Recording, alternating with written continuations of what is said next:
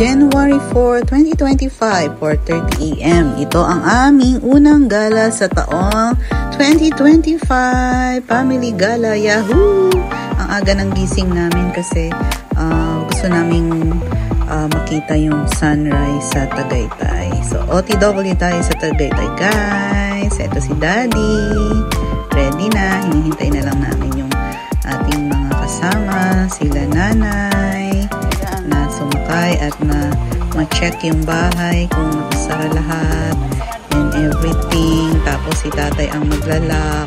Kaso maiiwan si KitKat. Ayan, ilalak na ni tatay yung aming gate kasi walang tao.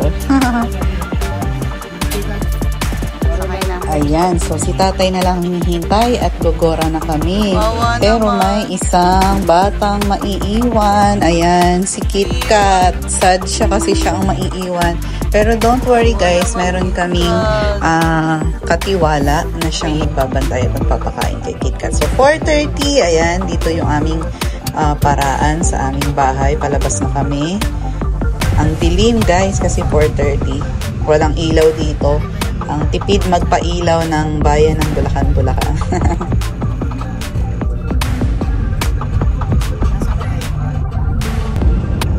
Fast forward, nasa SLEX na tayo guys. Hindi ko ina-expect na medyo crowded na rin pala yung kalsada ng ganitong oras. Pero meron ding mga chances or times na maluwag ang daloy ng traffic like this one. Skyway na guys. Medyo madilim din sa part na to ng Skyway. So merong areas na maraming ilaw. Ito, yung narating meron ng ilaw. Pero yung before that, ang dilim.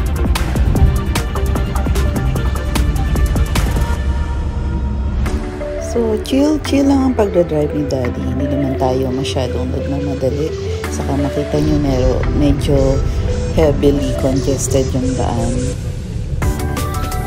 So, wala pang 1 hour, nandito na kami sa Laguna at nag-stop kami dito to check kung saan ba talaga kami dadaan. Medyo parang naliligaw kami.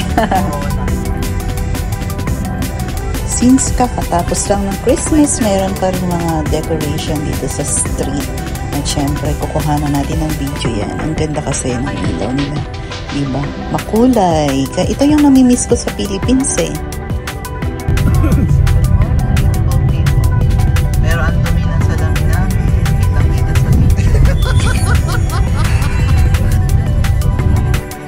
Wala na kami sa expressway. Nandito na kami sa mga inner roads, sa mga town roads, barangay roads. Nag-mute ako dito guys kasi nagmamarites kami dito ng family namin. Okay sana yung background na noise ng ng mga sasakyan. Pero syempre may maritesan kaya kailangan i-mute. Ang ganda na ng kalangitan. Sayang di namin inabutan yung sunrise dun sa mismong Tagaytay Peak. Pero okay na rin kasi diba, tingnan mo, ang ganda. Diba? Napaka-romantic talaga ng sunrise at sunset. Kaya hindi ako magsasawang panoorin ang sunrise at sunset.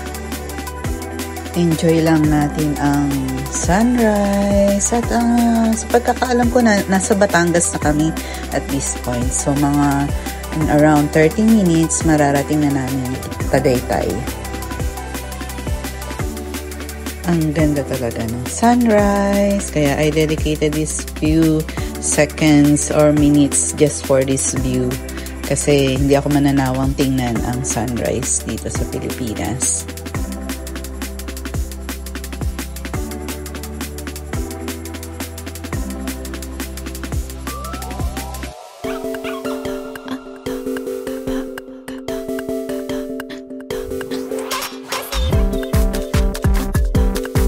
Nadaanan namin yung Valley Subdivision.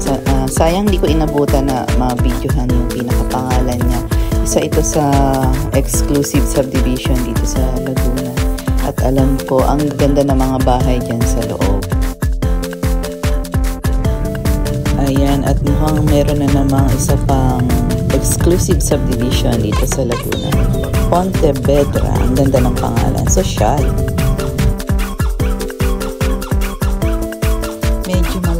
tayo guys. Konting kembot na lang. Yahoo!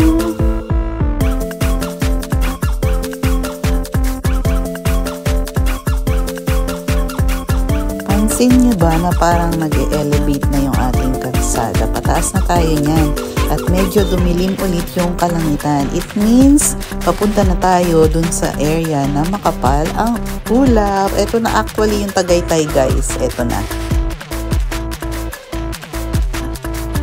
Ang ganda ng langit talaga sa Philippines. Kakaiba.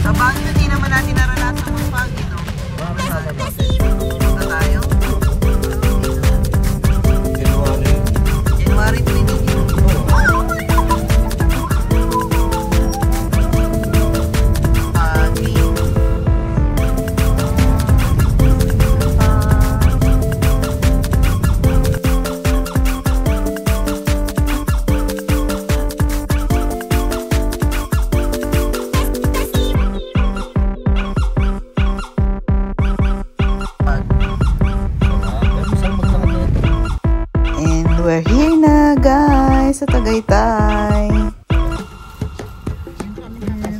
Huwag mo lagay lahat na inumin sa gilid. Okay na yan, yung inumin. Hello! Ako lang rin ko.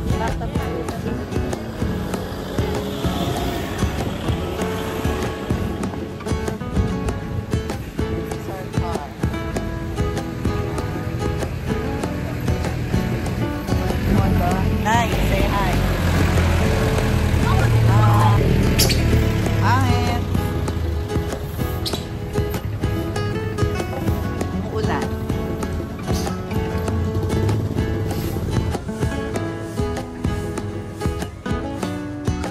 Wow, puro park. Jerry.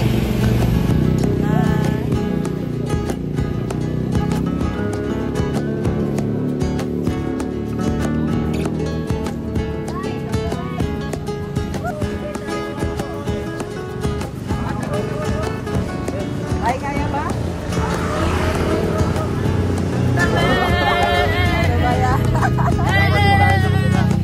Grabe, puro pag. Ano makikita? Ano tayo magpipicture dyan?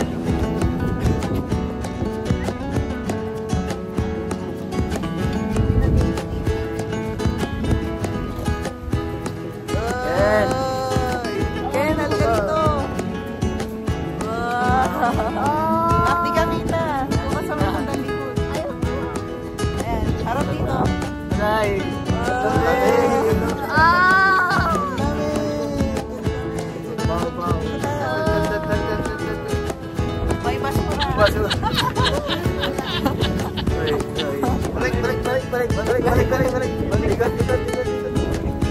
Again. Yes. Wala tayo. Si Taro! Taro, guys! Kaya ba tayo?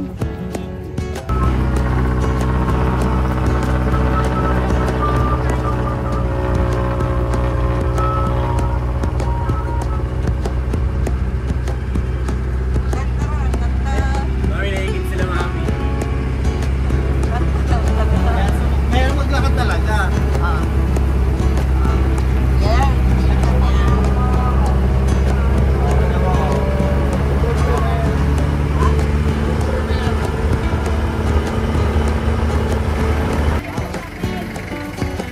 Oh no, maulan. Saan tayo ba ngayon?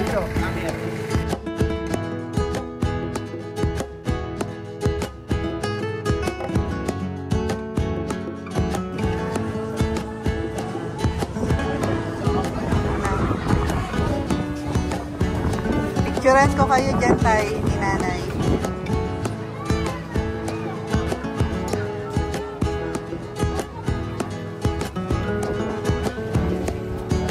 Lamig. Lamig, easy jacket. Ayan naman. Papausok lang po kami. Hindi kita. Huwag nagsalita. Mulan siguro dito. Of course, hindi mawawala ang picture taking every sides. 7 AM na to guys at wala pang araw. Sobra talagang kapal ng ulap. Wala kaming makita. At super lamig! Ang lakas din ng hangin. Ito yung time na kahit saan kami tumingin, wala kaming maanina o kundi puro ulap. Pero magandang experience siya kasi natuwa yung mga bata. Uwi agad. Magkape na tayo. Dapat magkape muna. Tapos bumalik. Napakapihan.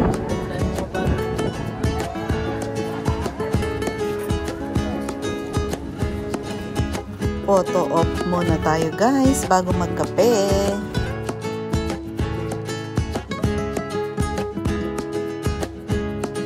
Couple shots too. Ay!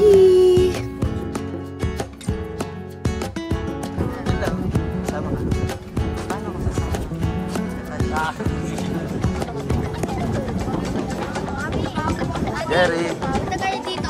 Mami, Daddy. Mami, Daddy. Ah, fine.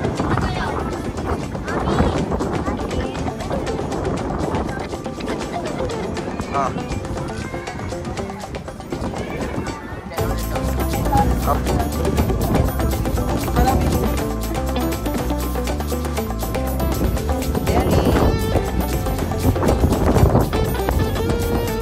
Wala ulit yung araw.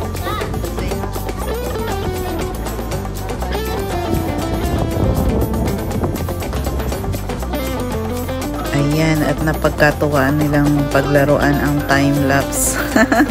Siyempre kasama din si Mami at lahat ng mga chikiting dyan. Time-lapse muna tayo, guys. Ayan, at bababa muna kami para maghanap ng makakainan. Para pagbalik namin, wala na yung fog. Sana. Pagbaba lang mula dun sa pinakamataas na part ay meron na kami nakitang restaurant. At syempre dahil malamig, ang in-order namin ay Mami at brewed coffee. Para kami naman ay mainitan. Mainitan ng aming sikmura. Ayan, kain muna tayo guys. At dahil recharge na kami, after namin breakfast, bumaba na ulit kami dito sa pinakababa para makita kung nag-subside na yung fog. So, makapal pa rin yung ulap pero medyo aninaw na namin yung surroundings at ang ganda niya. At dahil wala pa kaming makita sa vicinity, mag-photo op muna tayo. Ayan, picture muna ang family. samantalahin na walang tao dito sa area na to.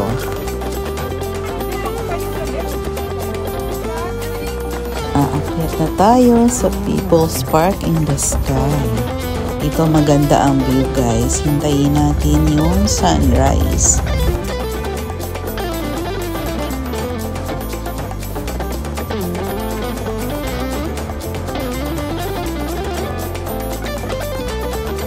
Mahanap kami ng magandang pwesto in case na magpakita ulit ang araw kasi dito yung side nung araw kaya dito kami mag-aabang. Ang sweet ng Magdalene.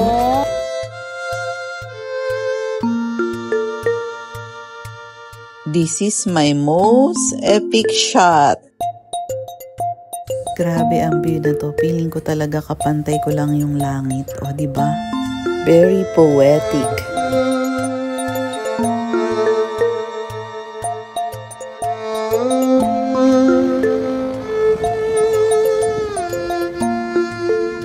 Ayan na, nakikita na yung mga green.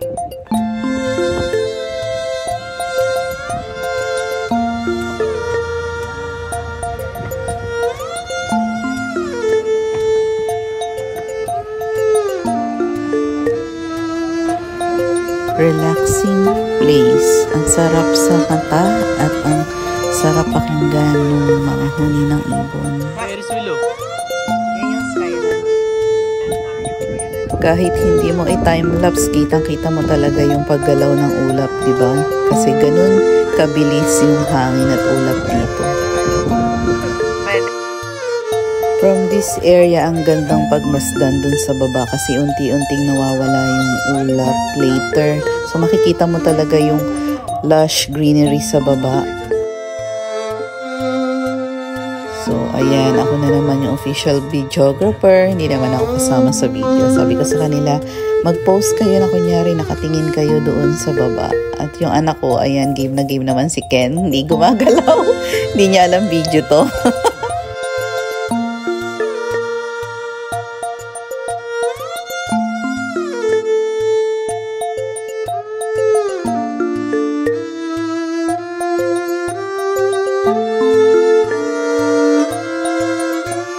Ang ganda talagang pagmasdan ng lupa at langit. Ang ganda.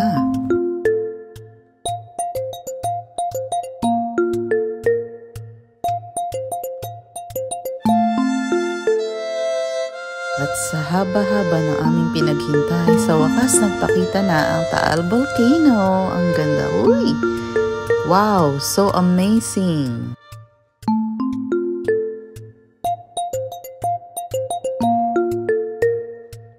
Ang ganda talaga ng view dito sa Tagaytay. Actually, isa to sa ideal place kung saan ka pwedeng tumira kasi you're very near with nature. Ang kaso lang, ang problema dito is kapag active yung volcano. Pero ang ganda dito, isa ito sa mga staple places na pasyalan sa Pilipinas. Kilalang kilala siya sa community sa Philippines. And that's the famous Taal Volcano inside Taal Lake. Napakaliit niya ang vulkan pero lagi siyang active. Almost every other year or every 2 years ay pumuputok ang vulkan na to.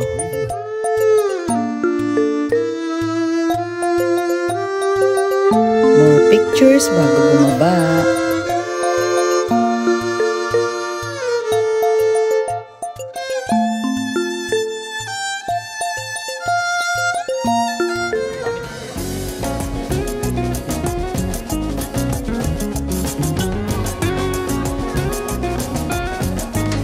And of course, hindi natin palalagpasin na videohan ang pangalan ng Tagaytay City.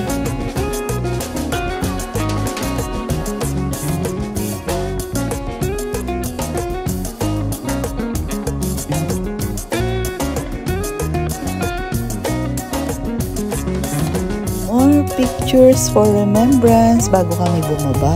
Siyempre, kailangan marami tayong pictures dito sa area ng Tagaytay kasi dinayo natin talaga ito from Bulacan.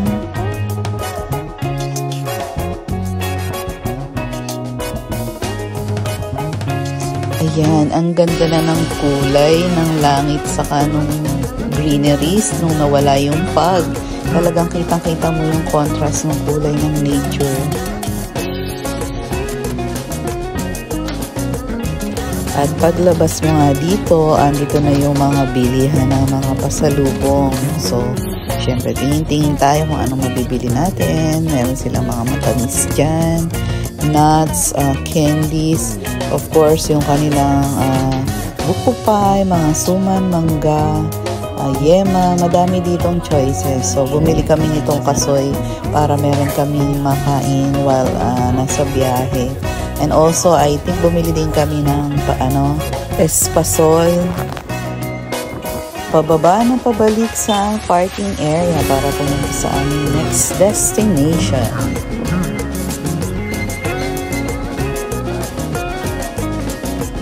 Hindi pala namin na-try yung taho nila dito kasi nagmamadali yata kami bumaba that time. So, hindi na kami nakabili ng taho.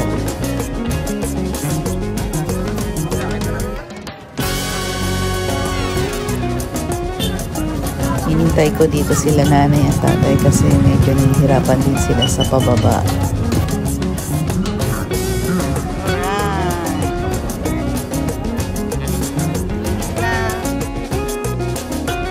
Yan, last look sa Taal Volcano from this point of view.